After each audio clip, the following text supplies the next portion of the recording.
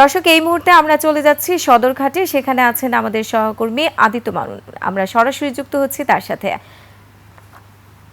আদিত্য, আপনি নিশ্চয়ই আমাকে শুনতে পাচ্ছেন। আদিত্য, যানবাহনের চাপ তো অনেক শুনতে পাচ্ছি, তো নৌপথের চাপ কেমন দেখছেন বিস্তারিত আমাদের জানান। সদরঘাটে সেই চিরচেনা যে ভিড়, সেটি ঠিক ঈদের আগ মুহূর্তে ফিরে এসেছে।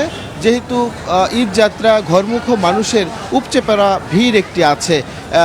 আগামীকাল এখন যে কোনো ব্র্যান্ডের পুরাতন এসি বদলে নতুন ওয়ালটন এসিতে উপভোগ করুন 25% ছাড়।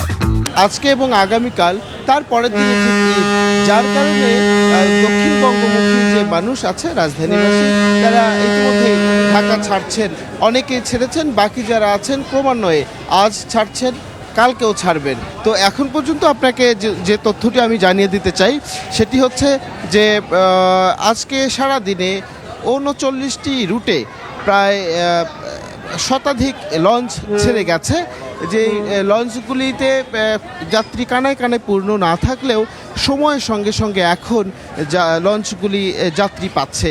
যেহেতু আপনি জানবেন যে পদ্মা সেতু হবার কারণে দক্ষিণ বঙ্গমুখী বিশাল একটি যাত্রী শ্রেণী, যারা আসলে এখন পদ্মা সেতু ব্যবহার করেই আসলে গন্তব্যে পৌঁছান, সেহেতু এখন লঞ্চের সেই উন্মাদনা কিংবা সেই ভিড় কিংবা সেই বাস্তবতাটা অনেকটাই ম্লান হয়ে গেছে।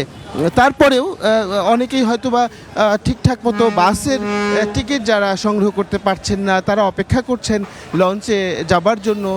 হয়তোবা লঞ্চেও ঠিকঠাক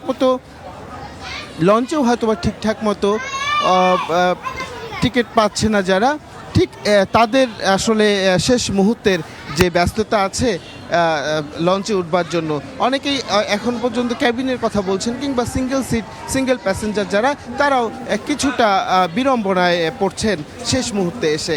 তো রোমানা, এই ছিল সদরঘাট লঞ্চ টার্মিনাল থেকে আমার কাছে ঘরমুখী মানুষের ফেরার সর্বশেষ তথ্য।